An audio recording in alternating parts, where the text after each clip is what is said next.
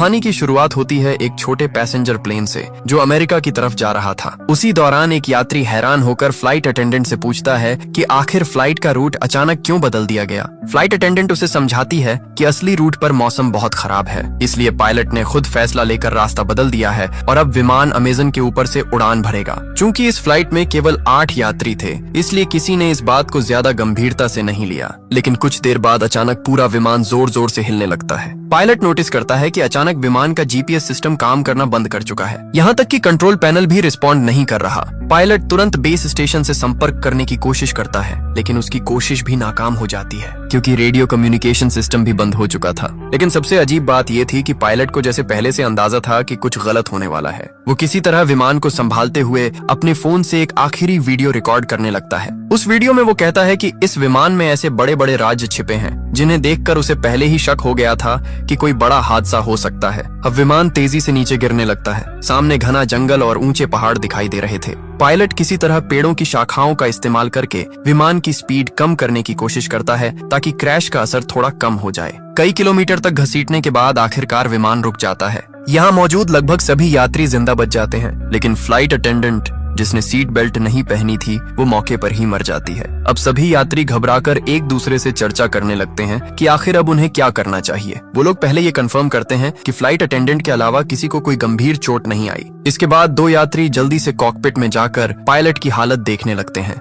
लेकिन वहाँ का दृश्य देखकर वो दंग रह जाते हैं। कुछ पेड़ों की बड़ी शाखाएं पायलट के सीने के आर पार हो चुकी थीं, फिर भी वो किसी तरह जिंदा था। दोनों यात्री धीरे धीरे सीट हटाने की कोशिश करते हैं ताकि पायलट ठीक से सांस ले सके। तभी अचानक विमान के बाहर आग लगने की आवाज आती है। सभी यात्री तुरंत विमान से बाहर निकल जाते हैं और आग बुझाने की कोशिश करने लगते हैं, क्योंकि अगर पूरा विमान जल गया तो रेस्क्यू टीम आने तक वो लोग रहेंगे कहाँ। कुछ समय बाद हालात थोड़े शांत होते हैं। अब सभी 8 यात्री एक साथ बैठकर समझने की कोशिश करते हैं क्या आखिर रूट बदलने के बाद वो अमेज़न के किस हिस्से में आ गए। किसी के फोन में कोई सिग्नल नहीं था, मतलब इस घने जंगल में सैटेलाइट फोन के बिना बाहर की दुनिया से संपर्क करना लगभग नामुमकिन था। ये जंगल सैकड़ों मील तक फैला हुआ था, यहाँ से पैदल निकलना भी असंभव जैसा था। सबसे बड़ी समस्या ये थी कि बाहर किसी को ये तक नहीं पता कि उनका विमान यहाँ क्रैश हुआ है, मतलब कोई उन्हें ढूंढने भी नहीं आएगा। तभी यात्रियों में से एक आदमी जिसका नाम जैक था सबका परिचय जानने की बात करता है। वो कहता है कि अगर सब एक दूसरे को समझेंगे तभी मिलकर सही फैसला ले पाएंगे कि आगे क्या करना है। जैक अपना परिचय देते हुए बताता है कि वो एक इंश्योरेंस इन्वेस्टिगेटर है। उसका काम लोगों को इंश्योरेंस फ्रॉड करने से रोकना है। वो अपना एक केस खत्म करके अमेरिका वापस लौट रहा था। इसके बाद दूसरा यात्री अपना नाम केविन बताता है। वो पेशे से एक डॉक्टर था। केविन बताता है कि कई साल डॉक्टर रहने के बाद उसने मेडिकल इक्विपमेंट का बिजनेस शुरू किया है और उसी काम से वो वापस अमेरिका जा रहा था। डॉक्टर केविन पायलट की हालत देखकर समझ जाता है कि उसकी वोकल कॉर्ड डैमेज हो चुकी है, इसलिए वो बोल नहीं पा रहा। लेकिन वही इकलौता इंसान था जो शायद उन्हें यहाँ से बाहर निकाल सकता था, इसलिए उसे हर हाल में बचाना जरूरी था। इसके बाद तीसरी यात्री अपना नाम क्रिस्टी बताती है। वो कहती है कि उसे दुनिया घूमना पसंद है और वो अपने ट्रैवल वीडियो सोशल मीडिया पर पोस्ट करती है, लेकिन जब उससे उसके अतीत के बारे में पूछा जाता है तो वो कुछ भी बताने से मना कर देती है। चौथा यात्री था कार्लोस। वो एक रेसलर था और मूल रूप से मेक्सिको का रहने वाला था। वो एक फाइटिंग प्रतियोगिता में हिस्सा लेने अमेरिका जा रहा था। इसके बाद एक युवा कपल अपना परिचय देता है। उनका नाम था डैनी और एमी। वो बताते हैं कि उनकी हाल ही में शादी हुई है और वो हनीमून के लिए अमेरिका जा रहे थे। आखिर में बचते हैं एक मिडिल एज कपल, डेविड और लीसा। वो अमेरिका के एक छोटे शहर में होटल चलाते थे, लेकिन डेविड की हार्ट सर्जरी के लिए वो बाहर जा रहे थे। इस तरह सभी लोग एक दूसरे के बारे में थोड़ा बहुत जान लेते हैं। अब उनके साथ था घायल पायलट जो बोलने की हालत में नहीं था। तभी जैक सबको सुझाव देता है कि सबसे पहले विमान में बचा सारा खाना और पानी इकट्ठा करके राशन की तरह बांटना चाहिए, ताकि उन्हें पता चल सके कि वो कितने दिन तक जिंदा रह सकते हैं। वो लोग चेक करते हैं और पता चलता है कि खाना और पानी ज्यादा से ज्यादा 3 दिन तक चल सकता है। इसके बाद जैक कहता है कि अगर बारिश या तूफान आया तो उन्हें विमान के अंदर शरण लेनी पड़ सकती है, इसलिए फ्लाइट अटेंडेंट की बॉडी को बाहर कहीं दूर रखना होगा ताकि विमान के अंदर जगह बनी रहे। सभी लोग मिलकर ये छोटे छोटे काम खत्म करते हैं। अब उनके सामने सबसे बड़ा सवाल था यहाँ से बाहर कैसे निकला जाए। अब जैक और बाकी सभी घायल पायलट के पास जाकर उससे पूछते हैं कि क्या विमान में कोई सैटेलाइट फोन मौजूद है जिससे वो बाहर मदद के लिए संपर्क कर सकें। साथ ही वो ये भी जानना चाहते थे कि आखिर विमान अपने असली रूट से हटकर इस जंगल में कैसे आ गया और बिना किसी खराब मौसम के अचानक क्रैश कैसे हो गया। पायलट कुछ बोलने की कोशिश करता है। ऐसा लग रहा था जैसे वो कोई बड़ा राज जानता हो, लेकिन बोल ना पाने की वजह से वो कुछ भी बता नहीं पाता। तभी जैक कहता है कि चूंकि केविन एक डॉक्टर है इसलिए उसे पायलट का इलाज करना चाहिए, लेकिन केविन तुरंत मना कर देता है। वो कहता है कि पायलट को बचाने के लिए सर्जरी करनी पड़ेगी और इस जंगल में उसके पास ना तो सही मेडिकल उपकरण है और ना ही दवाइयाँ। अगर वो अभी सर्जरी करेगा तो शायद पायलट और जल्दी मर जाएगा। इसलिए सभी फैसला करते हैं कि फिलहाल पायलट के ठीक होने का इंतजार करना ही बेहतर होगा। उधर लीसा विमान से खाना निकालकर सभी में थोड़ा थोड़ा बांट देती है। खाना खाने के बाद सभी लोग उम्मीद करने लगते हैं कि शायद वो यहाँ से बाहर निकल पाएंगे। तभी क्रिस्टी पास के एक ऊंचे पहाड़ की तरफ देखते हुए कहती है कि शायद अगर वो लोग ऊपर चढ़ जाएं तो किसी फोन में सिग्नल आ सकता है, इसलिए उन्हें वहां जाकर कोशिश करनी चाहिए। लेकिन तब तक शाम हो चुकी थी, इसलिए सभी तय करते हैं कि अगली सुबह वो पहाड़ की तरफ जाएंगे। तभी पायलट की हालत अचानक और खराब होने लगती है। यहाँ तक कि केविन, जो अब तक कुछ नहीं कर रहा था, वो भी समझ जाता है कि अगर कुछ नहीं किया गया तो पायलट वैसे ही मर जाएगा, इसलिए वो रिस्क लेने का फैसला करता है। केविन कहता है कि वो इसी हालत में किसी तरह पायलट की सर्जरी करने की कोशिश करेगा।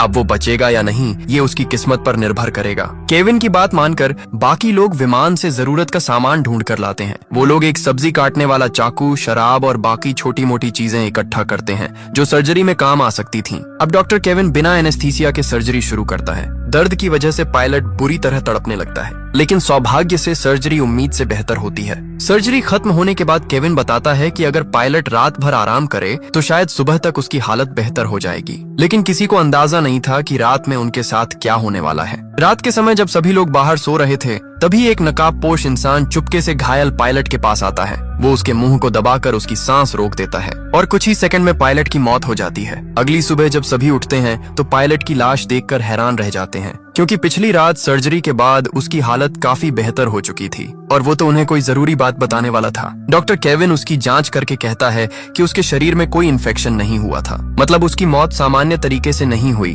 अब सभी लोग चर्चा करने लगते हैं कि रात में किसी को पायलट की निगरानी करनी चाहिए थी, लेकिन अब बहुत देर हो चुकी थी। आखिरकार वो लोग सोचते हैं कि शायद उसकी मौत चोटों की वजह से हुई होगी, इसलिए वो पायलट की बॉडी को भी फ्लाइट अटेंडेंट की बॉडी के पास एक पेड़ के नीचे रख आते हैं, ताकि अगर कभी कोई रेस्क्यू टीम यहाँ पहुंचे तो दोनों की बॉडी उनके परिवार तक पहुंचाई जा सके। लेकिन किसी का ध्यान नहीं जाता कि पायलट की जेब से उसका फोन नीचे गिर चुका था और डैनी चुपचाप वो फोन उठा लेता है। जब एमी उससे इसके बारे में पूछती है तो डैनी उसे किसी को कुछ न बताने के लिए कहता है, क्योंकि अब उसे किसी पर भरोसा नहीं रहा था। इसके बाद डैनी अकेले पायलट की बॉडी के पास जाता है और उसका एक उंगली काट लेता है ताकि फिंगरप्रिंट से फोन अनलॉक किया जा सके। उधर मिडिल एज कपल डेविड और लीसा आपस में बात कर रहे होते हैं। लीसा अपने पति से कहती है कि उसे नहीं लगता पायलट की मौत सामान्य थी। वो पहले एक अस्पताल में नर्स रह चुकी थी और उसने एक बार एक मरीज को दम घुटने से मरते देखा था। लीसा बताती है कि पायलट का चेहरा भी उसी मरीज की तरह काला पड़ गया था, मतलब किसी ने जानबूझकर उसकी सांस रोकी थी। लेकिन उसने ये बात बाकी लोगों को नहीं बताई, क्योंकि साफ था कि उन 8 लोगों में से ही कोई एक कातिल था।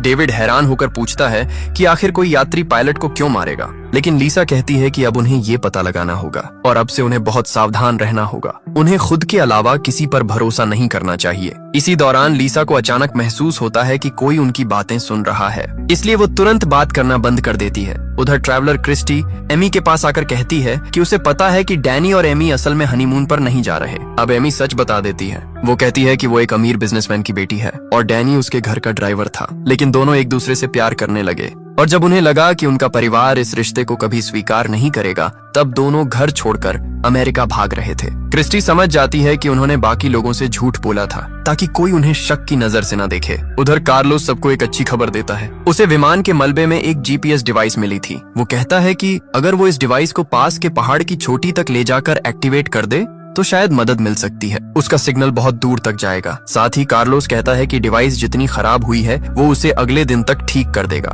ये सुनकर सभी थोड़ी राहत की सांस लेते हैं, क्योंकि आखिरकार उन्हें बाहर निकलने की एक उम्मीद दिखाई देने लगी थी। कार्लोस बताता है कि उसके पिता पहले इलेक्ट्रिशियन थे और उसने उन्हीं से ये सब काम सीखा था, लेकिन वो खुद एक फाइटर बनना चाहता था, इसलिए उसने अपने पिता का काम छोड़ दिया। तभी जैक कहता है कि ठीक है, आज कार्लोस जीपीएस डिवाइस ठीक करेगा और कल सुबह सभी पहाड़ पर चढ़कर उसे एक्टिवेट करेंगे। लेकिन तभी लीसा एक बुरी खबर देती है। वो बताती है कि उनका खाना चोरी हो गया है। हालांकि उन्हें यहाँ फंसे सिर्फ एक दिन हुआ था। जो खाना 3 दिन तक चलना था वो लगभग खत्म हो चुका था। अब जैक और क्रिस्टी तुरंत विमान के अंदर जाकर जांच करने लगते हैं कि आखिर खाना किसने चुराया। उन्हें समझ आ जाता है कि किसी ने जानबूझकर राशन खत्म किया है। इसी दौरान जैक नोटिस करता है कि क्रिस्टी बहुत प्रोफेशनल तरीके से जांच कर रही है। तब वो कहता है कि वो कोई साधारण ट्रैवलर नहीं हो सकती, क्योंकि आम इंसान इस तरह जांच नहीं करता। तब आखिरकार क्रिस्टी सच बताती है। वो असल में एक रिपोर्टर थी जो अलग अलग देशों में जाकर गैंग्स और अपराधियों का पर्दाफाश करती थी। इसीलिए उसने अपने बारे में झूठ बोला था ताकि अगर यात्रियों में कोई अपराधी हो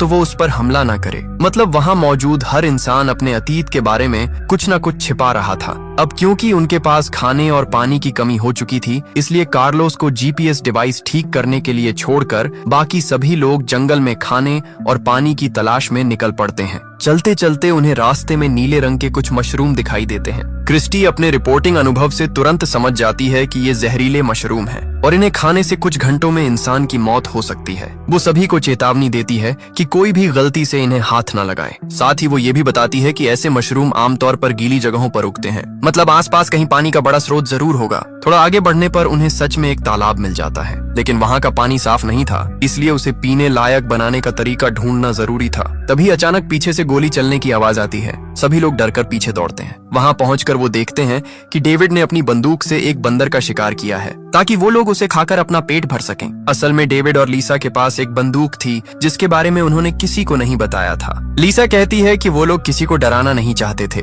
इसलिए उन्होंने ये बात छुपाई। अब डेविड के शिकार किए हुए बंदर को पकाकर सभी लोग रात का खाना खाते हैं। उधर क्रिस्टी और जैक मिलकर तालाब के पानी को साफ करने का तरीका भी निकाल लेते हैं। इस तरह कम से कम आज के लिए खाने और पानी की समस्या खत्म हो जाती है। लेकिन एमी बंदर का मांस नहीं खा पाती, इसलिए उसका हिस्सा खराब ना हो इसके लिए डेविड खुद उसका खाना भी खा लेता है। खाना खत्म होने के बाद जैक सभी से पूछता है कि क्या किसी और के पास भी डेविड और लीसा की तरह कोई खतरनाक चीज छुपी हुई है, क्योंकि अब हर किसी को सब कुछ जानने का हक था। तब कार्लोस अपना बैग खोलकर दिखाता है। उसके पास सिर्फ उसका फाइटिंग मास्क था जो उसकी फाइटर पहचान को रिप्रेजेंट करता था। साथ ही वो कहता है कि कल वो लोग जीपीएस डिवाइस के जरिए मदद के लिए सिग्नल भेज देंगे, इसलिए फिलहाल उन्हें एक दूसरे से डरने की जरूरत नहीं है। लेकिन उसी रात जब सभी लोग सो रहे थे, अचानक डेविड की तबीयत खराब होने लगती है और दूर अंधेरे में कोई इंसान छिपकर ये सब देख रहा था। अब वही रहस्यमयी इंसान अपना सैटेलाइट फोन निकालता है और किसी लड़की को कॉल करता है। वो कहता है कि उनका प्लान अब तक पूरी तरह सफल रहा है और वो इसे और तेजी से आगे बढ़ाएगा।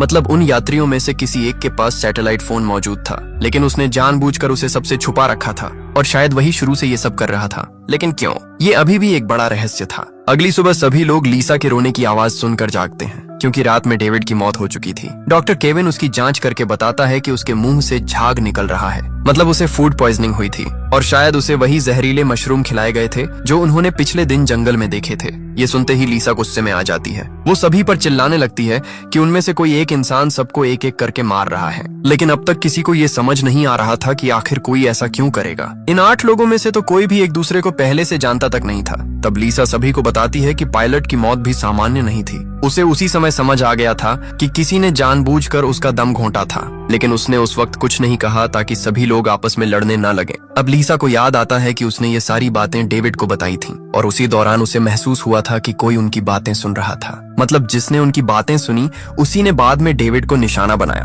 क्योंकि डेविड सच के करीब पहुंच चुका था। अब सभी को समझ आने लगता है कि जब उन्होंने जंगल में जहरीले मशरूम देखे थे, तब किसी ने चुपके से कुछ मशरूम उठा लिए थे और रात में उन्हें डेविड के खाने में मिला दिया। सबसे डरावनी बात ये थी कि डेविड ने एमी का खाना भी खाया था, मतलब शायद असली निशाना एमी थी। अब वहाँ मौजूद हर इंसान डर जाता है, क्योंकि अगर उनमें से कोई एक कातिल है तो हर किसी की जान खतरे में थी। ऊपर से विमान का अचानक क्रैश होना, फिर एक एक करके लोगों का मरना, ये सब साफ इशारा कर रहा था कि ये कोई हादसा नहीं बल्कि पहले से बनाई गई योजना थी। अब सभी लोग अलग अलग रहने लगते हैं, क्योंकि कोई भी किसी पर भरोसा नहीं कर पा रहा था। उधर डैनी एमी को पायलट का फोन दिखाता है जिसे उसने पहले छुपा लिया था। उस फोन में पायलट की आखिरी वीडियो रिकॉर्डिंग मौजूद थी। वीडियो में पायलट खुद कह रहा था कि विमान में कोई बहुत बड़ा राज छुपा हुआ है और विमान को जानबूझकर क्रैश करवाया गया है। डैनी और एमी वो वीडियो बाकी सभी को भी दिखा देते हैं। अब सभी पूरी तरह यकीन कर लेते हैं कि यहाँ सच में कोई बड़ा खेल चल रहा है और पिछले दोनों लोगों की मौत महज हादसा नहीं थी। इसी दौरान कार्लोस बताता है कि उसने आखिरकार जीपीएस डिवाइस ठीक कर ली है।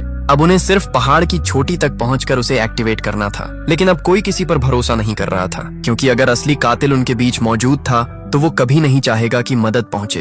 अगर जीपीएस चालू हो गया तो सभी लोग यहाँ से बच निकलेंगे। अब सभी चर्चा करने लगते हैं कि पहाड़ पर कौन जाएगा और कौन नीचे कैंप की सुरक्षा करेगा। आखिरकार जैक कहता है कि वो नीचे रहकर कैंप संभालेगा, जबकि कार्लोस, डॉक्टर केविन और क्रिस्टी पहाड़ पर जाकर जीपीएस डिवाइस इंस्टॉल करेंगे। तीनों लोग अब डिवाइस लेकर पहाड़ की तरफ बढ़ने लगते हैं। उनका प्लान साफ था, अगर उनमें से कोई एक कातिल निकला तो बाकी 2 लोग मिलकर उसे संभाल लेंगे। उधर चढ़ाई के दौरान कार्लोस च्यूइंग गम चबाने लगता है। तभी क्रिस्टी उसके गम के रैपर को देखकर समझ जाती है कि ये उसी खाने का हिस्सा था जो पहले चोरी हुआ था, मतलब खाना कार्लोस ने चुराया था। अब क्रिस्टी के मन में शक पैदा होने लगता है कि शायद वही असली कातिल भी हो सकता है, लेकिन वो अभी किसी को कुछ नहीं बताती। वो चुपचाप कार्लोस पर नजर रखने लगती है। साथ ही सावधानी के लिए वो जीपीएस डिवाइस भी कार्लोस से लेकर खुद संभाल लेती है, क्योंकि उसे डर था कि कहीं कार्लोस डिवाइस को नुकसान न पहुंचा दे। अब तीनों धीरे धीरे पहाड़ की चोटी की तरफ बढ़ते रहते हैं। कई घंटों की मुश्किल चढ़ाई के बाद आखिरकार वो लोग ऊपर पहुंच जाते हैं, लेकिन तभी अचानक क्रिस्टी का पैर फिसल जाता है और वो पहाड़ के किनारे से नीचे लटक जाती है। सबसे खतरनाक बात ये थी कि जीपीएस डिवाइस भी किनारे के पास गिर चुकी थी। अगर वो डिवाइस नीचे गिर जाती तो यहाँ से बाहर निकलने की उनकी आखिरी उम्मीद खत्म हो जाती। इसलिए अपनी जान जोखिम में डालकर क्रिस्टी सबसे पहले डिवाइस पकड़ लेती है। उधर कार्लोस और केविन अपनी जान की परवाह किए बिना क्रिस्टी को ऊपर खींचने लगते हैं और आखिरकार वो दोनों मिलकर क्रिस्टी और डिवाइस दोनों को बचा लेते हैं। इस घटना के बाद तीनों के बीच थोड़ा भरोसा बनने लगता है, क्योंकि अगर उनमें से कोई कातिल होता तो वो आसानी से बाकी लोगों को मरने के लिए छोड़ सकता था, लेकिन उन्होंने एक दूसरे की जान बचाई। अब आखिरकार कार्लोस जीपीएस डिवाइस इंस्टॉल करना शुरू करता है। उधर डॉक्टर केविन अपने फोन में सिग्नल चेक करता है, लेकिन अब भी कोई नेटवर्क नहीं था। मतलब अब उनकी आखिरी उम्मीद सिर्फ यही जीपीएस डिवाइस थी। कुछ देर बाद कार्लोस खुश होकर बताता है कि डिवाइस आखिरकार एक्टिवेट हो चुकी है और कुछ घंटों में उसका सिग्नल दूर तक पहुंच जाएगा। अब सूरज डूबने लगा था, इसलिए तीनों वापस कैंप की तरफ लौटने लगते हैं। उधर नीचे कैंप में मौजूद बाकी लोग अब एक दूसरे पर बिल्कुल भरोसा नहीं कर पा रहे थे। लीसा अपनी बंदूक लेकर जैक को दूर रहने के लिए कहती है, क्योंकि अपने पति की मौत के बाद अब उसे हर इंसान पर शक होने लगा था। उधर डैनी भी एमी पर गुस्सा करने लगता है। वो एमी से कहता है कि अब से वो किसी और से बात नहीं करेगी और हर चीज वही संभालेगा। लेकिन अब एमी खुद डैनी पर शक करने लगी थी। उसे लगने लगा कि शायद उसने अपने ड्राइवर के साथ भागकर बहुत बड़ी गलती कर दी, क्योंकि वो डैनी के अतीत के बारे में कुछ भी नहीं जानती थी। वो सिर्फ प्यार में अंधी होकर उसके साथ भाग आई थी और अब इस जंगल में एक एक करके लोग मर रहे थे। एमी की बातें सुनकर डैनी गुस्से में चिल्लाने लगता है। वो कहता है कि अगर वो ना होता तो एमी अब तक मर चुकी होती। डैनी का ये रूप देखकर एमी डर जाती है, क्योंकि उसने पहले कभी उसे इतना गुस्से में नहीं देखा था। अब उसे अपने फैसले पर पछतावा होने लगता है। इसी बीच नीचे मौजूद चारों लोग एक दूसरे को शक की नजर से देखते रहते हैं। कुछ देर बाद पहाड़ से लौटकर कार्लोस, केविन और क्रिस्टी वापस कैंप पहुंचते हैं। वो बताते हैं कि जीपीएस डिवाइस सही तरीके से एक्टिवेट हो चुकी है और अगर किस्मत अच्छी रही तो अगले दिन तक कोई न कोई रेस्क्यू टीम वहां पहुंच जाएगी। अब बचे हुए 7 लोग अजीब खामोशी में रात का खाना खाते हैं। हर कोई बस यही सोच रहा था कि किसी तरह उन्हें सिर्फ अगली सुबह तक जिंदा रहना है। रात होते ही सभी सो जाते हैं, लेकिन कार्लोस अकेले अपनी फाइटिंग प्रैक्टिस शुरू कर देता है। वो अपनी प्रतियोगिता के लिए तैयारी पूरी करना चाहता था। कार्लोस अपने सपनों को लेकर इतना जुनूनी था कि इस भयानक हालत में भी उसका ध्यान सिर्फ प्रैक्टिस पर था। इसी वजह से उसने पहले खाना भी चुराया था ताकि उसकी डाइट खराब ना हो। लेकिन तभी अचानक कार्लोस देखता है कि सामने अंधेरे में कोई काले कपड़ों में खड़ा है और सबसे डरावनी बात यह थी कि उस इंसान ने कार्लोस का फाइटिंग मास्क पहन रखा था। कुछ समझ पाता उससे पहले ही वो रहस्यमय इंसान कार्लोस पर चाकू से हमला कर देता है और कुछ ही सेकंड में कार्लोस की हत्या हो जाती है। अगली सुबह जब सभी उठते हैं तो कार्लोस कहीं दिखाई नहीं देता। तब जैक कहता है कि उन्हें अलग अलग होकर उसे ढूंढना चाहिए, लेकिन डॉक्टर केविन याद दिलाता है कि अगर जीपीएस डिवाइस काम कर रही है तो अब तक रेस्क्यू टीम आ जानी चाहिए थी। उन्हें नहीं पता था कि रात में किसी ने चुपके से जीपीएस डिवाइस की वायर काट दी थी, मतलब कोई सिग्नल बाहर जा ही नहीं रहा था। इस सच्चाई से अनजान बाकी लोग जंगल में कार्लोस को ढूंढने निकल पड़ते हैं, लेकिन काफी देर तक खोजने के बाद भी कार्लोस कहीं नहीं मिलता। तब केविन कहता है कि उन्हें दोबारा पहाड़ पर जाकर जीपीएस डिवाइस चेक करनी चाहिए। क्रिस्टी भी उसके साथ जाने को तैयार हो जाती है, क्योंकि अब किसी को अकेले भेजना बहुत खतरनाक था। दोनों पहाड़ की तरफ बढ़ने लगते हैं। रास्ते में अचानक उन्हें आसमान में बहुत सारे पक्षी एक जगह मंडराते दिखाई देते हैं। ये देखकर दोनों समझ जाते हैं कि वहाँ जरूर कुछ हुआ है, इसलिए वो पहाड़ की तरफ जाने के बजाय उसी दिशा में बढ़ने लगते हैं और वहाँ पहुंचकर उनका दिल दहल जाता है, क्योंकि वहाँ कार्लोस की लाश पड़ी थी। किसी ने पिछली रात उसकी हत्या करके उसकी बॉडी वहाँ फेंक दी थी। अब केविन और क्रिस्टी वापस कैंप लौटते हैं और बाकी लोगों को बताते हैं कि उन्होंने एक और साथी खो दिया है। अब सभी का शक सीधे डैनी और एमी पर जाने लगता है, क्योंकि पिछली रात कार्लोस उन्हीं दोनों के सबसे पास सोया था। हालांकि डैनी समझाने की कोशिश करता है कि वो ऐसा क्यों करेगा, लेकिन अब हर किसी के दिमाग में एक ही सवाल घूम रहा था, अगर उनमें से कोई एक कातिल है तो आखिर उसका मकसद क्या है? वो एक एक करके सबको क्यों मार रहा है? तभी लीसा बताती है कि पिछली रात उसकी बंदूक की सारी गोलियां चोरी हो गईं। उसके पास अब सिर्फ एक आखिरी गोली बची थी जो उसकी जेब में थी। ये सुनकर केविन कहता है कि जब उसने डैनी का इलाज किया था तब उसने उसकी पीठ पर एक टैटू देखा था और ऐसा टैटू आमतौर पर गैंग के लोग बनवाते हैं। मतलब डैनी किसी गैंग से जुड़ा हो सकता है। ऊपर से एमी भी उसके अतीत के बारे में कुछ नहीं जानती थी, इसलिए शक और बढ़ जाता है। लेकिन डैनी कहता है कि वो टैटू उसने खुद नहीं बनवाया था, उसे झूठे केस में जेल भेजा गया था और वहाँ गैंग के लोगों ने जबरदस्ती उसके शरीर पर वो टैटू बना दिया। वो कहता है कि जेल से निकलने के बाद उसने अपनी जिंदगी बदलने की कोशिश की और तभी उसे एमी के घर ड्राइवर की नौकरी मिली। वहीं उसे एमी से प्यार हो गया। डैनी साफ कहता है कि वो अपराधी नहीं है और वो ये सब नहीं कर रहा। साथ ही वो एमी को ये भी बताता है कि शुरुआत में वो उसके पैसों की तरफ आकर्षित हुआ था, लेकिन बाद में उसे सच में एमी से प्यार हो गया और अब वो उसे बचाने के लिए कुछ भी कर सकता है। इसी दौरान शाम हो जाती है और अचानक जंगल में तेज तूफान और भारी बारिश शुरू हो जाती है। सभी लोग भागकर वापस विमान के अंदर आ जाते हैं, लेकिन तभी उन्हें आखिरकार वो चीज दिखाई देती है जिसकी वजह से शायद ये सब हो रहा था। बारिश के कारण विमान की छत का एक हिस्सा टूट जाता है और वहाँ से कई बड़े बैग नीचे गिरते हैं। जब जैक छत हटाकर ठीक से देखता है तो सभी दंग रह जाते हैं, क्योंकि उन बैग्स के अंदर सफेद रंग के कई पैकेट भरे हुए थे। सभी तुरंत समझ जाते हैं कि ये ड्रग्स हैं और उनकी कीमत करोड़ों में होगी। अब धीरे धीरे सारी बातें साफ होने लगती हैं। एयरलाइन असल में सामान्य यात्रियों की आड़ में ड्रग्स की तस्करी कर रही थी। शायद इसी वजह से उनकी फ्लाइट टिकट बाकी फ्लाइट से इतनी सस्ती थी। अब डैनी, जिसने पहले गैंग के साथ काम किया था, वो तुरंत पहचान जाता है कि ये बहुत बड़ा ड्रग ऑपरेशन है। उसे समझ आ जाता है कि शायद एयरलाइन का राज किसी तरह लीक हो गया था और इसलिए विमान को जानबूझकर इस जंगल में क्रैश करवाया गया। अब सभी ये समझ जाते हैं कि उनके बीच मौजूद कातिल शायद इन ड्रग्स पर कब्जा करना चाहता था, लेकिन फिर भी कई सवाल बाकी थे। अगर मकसद सिर्फ ड्रग्स हासिल करना था तो फिर बाकी लोगों को मारने की क्या जरूरत थी। इसी बीच अचानक एमी डरकर विमान से बाहर भाग जाती है। उसे लगता है कि जिसने भी ये सब किया है वो अब उन्हें भी मार देगा। तब डैनी तुरंत उसके पीछे भागता है। उधर केविन कहता है कि किसी को अकेले बाहर नहीं जाना चाहिए। इसके बाद लीसा भी बंदूक लेकर एमी को ढूंढने बाहर निकलती है। बाहर तेज बारिश और तूफान की वजह से कुछ भी साफ सुनाई नहीं दे रहा था। लीसा जंगल में एमी को ढूंढ रही होती है, तभी पीछे से वही रहस्यमयी कातिल उस पर हमला कर देता है। वो चाकू से लीसा पर कई वार करता है। मरने से पहले लीसा उसकी नकाब हटाने की कोशिश करती है ताकि उसका चेहरा देख सके, लेकिन वो सफल नहीं हो पाती और कुछ ही पलों में लीसा की भी मौत हो जाती है। अगली सुबह जब बाकी लोग लीसा की लाश देखते हैं तो सभी पूरी तरह टूट जाते हैं। उन्होंने लाख कोशिश की, लेकिन कातिल बार बार किसी न किसी को मार रहा था। अब वहाँ मौजूद हर इंसान दूसरे पर शक करने लगता है, लेकिन किसी के पास कोई पक्का सबूत नहीं था। तभी अचानक क्रिस्टी अपनी बंदूक जैक की तरफ तान देती है। वो कहती है कि उसे जैक के सामान से लीसा की बंदूक की चोरी हुई गोलियां मिली हैं, मतलब जैक ही असली कातिल हो सकता है। लेकिन क्रिस्टी के पास सिर्फ यही सबूत नहीं था, उसे जैक के बैग से एक सैटेलाइट फोन भी मिला था। अब क्रिस्टी पूरी तरह यकीन कर चुकी थी कि जैक ही ये सब कर रहा है। हालांकि जैक खुद को बेगुनाह बताता है। वो कहता है कि हाँ, उसने लीसा की बंदूक से गोलियां निकाली थीं, लेकिन उसने ऐसा इसलिए किया क्योंकि उसे लगा था कि लीसा ही कातिल है। वो सिर्फ बाकी लोगों की सुरक्षा चाहता था, लेकिन सैटेलाइट फोन उसका नहीं था। जैक कहता है कि असली कातिल ने ही उसे फंसाने के लिए वो फोन उसके बैग में रखा है। तभी केविन जल्दी से कहता है कि उन्हें उस सैटेलाइट फोन से तुरंत मदद मांगनी चाहिए, लेकिन क्रिस्टी बताती है कि वो पहले ही कोशिश कर चुकी है। फोन में एक पासवर्ड लगा हुआ है और बिना पासवर्ड के वो इस्तेमाल नहीं हो सकता।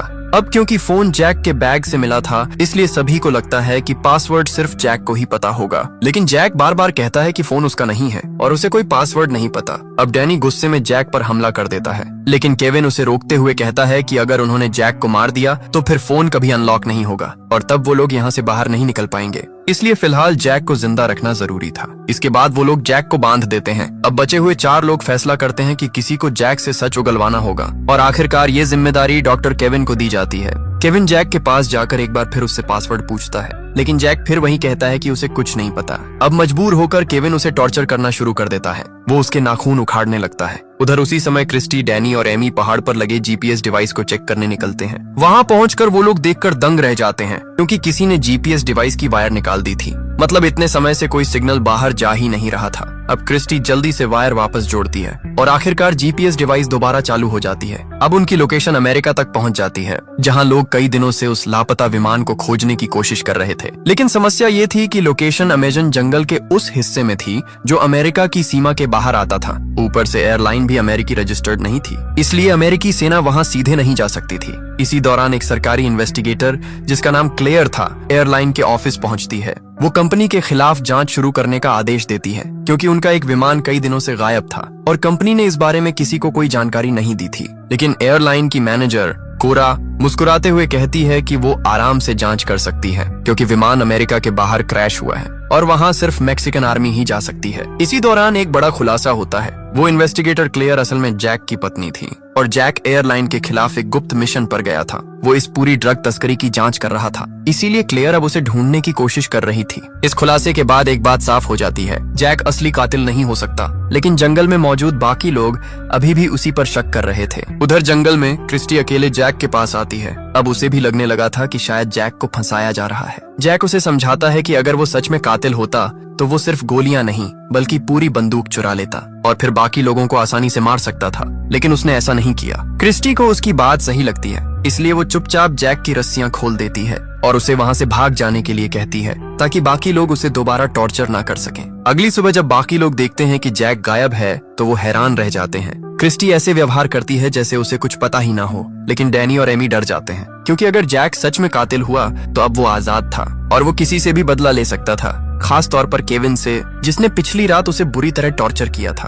अब केविन खुद डरने लगता है। तभी डैनी फैसला करता है कि वो एमी को लेकर बाकी लोगों से अलग हो जाएगा क्योंकि अब उसे किसी पर भरोसा नहीं था। लेकिन क्रिस्टी उसे समझाने की कोशिश करती है। वो कहती है कि अगर सभी अलग अलग हो गए तो असली कातिल के लिए लोगों को मारना और आसान हो जाएगा। लेकिन डैनी कहता है कि इतने दिनों तक साथ रहने के बावजूद उनके कई साथी मर चुके हैं, इसलिए अब अलग होना ही बेहतर है। उधर जैक भी कैंप से दूर जाकर अकेले रहने के लिए कोई सुरक्षित जगह ढूंढने लगता है क्योंकि अब सिर्फ क्रिस्टी को छोड़कर बाकी सभी उसे कातिल मान रहे थे। इसी बीच डैनी एमी को भरोसा दिलाता है कि वो उसे कुछ नहीं होने देगा। वो कहते हैं कि अब जीपीएस डिवाइस चालू हो चुकी है और जल्द ही रेस्क्यू टीम वहां पहुंच जाएगी। और सच में ऐसा ही होता है।